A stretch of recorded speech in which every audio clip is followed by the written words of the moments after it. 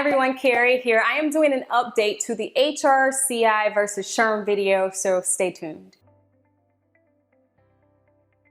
So I posted this video about 2 years ago and decided that it might be a good idea to do an update. I'll link the original video somewhere if you're interested in learning more about the history. If you're thinking about becoming or you are currently an HR professional, you've probably at some time or another considered becoming a certified human resources pro.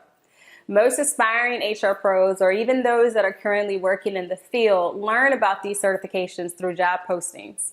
And oftentimes I get questions around which should an HR pro take, or if they should even take the exam at all.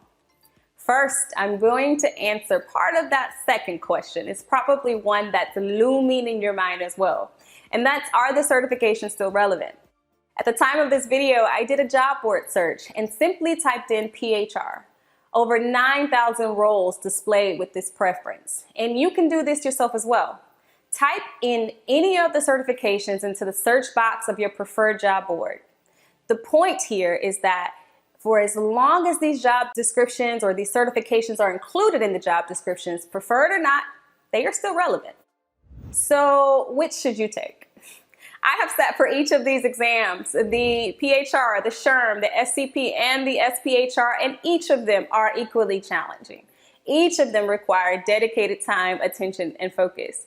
And in many ways, I see the exams to be very similar. Having sat for these exams myself and had students who've gone through my course to pass their PHR exams while concurrently preparing for their SHRM exams, there are not very many noticeable differences. The noticeable differences that I do want to highlight, though, are related to the SHRM exam. There are scenario-based questions on the SHRM exam that are not on the HRCI exam. These scenario-based questions are passages that require reading accompanied by 3 to 4 questions that you must answer based on the presented scenario. That said, the content is not different. My personal take is that the content is the content is the content. The way that you would respond to an EEOC claim is not going to change based on the exam that you take. The way that you strategically decide to administer your compensation plan is not going to change based on the exam that you take.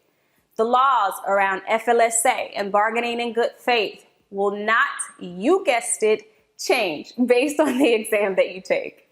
And I've not seen any data to date that shows employers prefer one over the other. If you are scouring those job descriptions, you will likely see that they prefer either or. Given this, my personal opinion is also that the order in which you take these exams is not important. The only time that this is really relevant, and especially to me as an instructor, is if you are attempting to decide between the professional and the senior designations. This is one of those times where I would give serious thought to the order in which you take them. And my final piece of unsolicited advice is not to make decisions on which exam you take or if you take them at all based on your employer.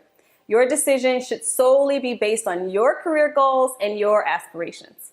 Believe it or not, I've encountered employers who claim that you don't need it. But unless you plan on working there in your entire life, it's best not to solely rely on those statements to make career decisions for you. If you like this video, don't forget to like, comment, and subscribe. And if you have any tips, tricks, or comments about the differences between these two exams, I would love to hear from you. Please include them in the comments below, and we will see you on the next one.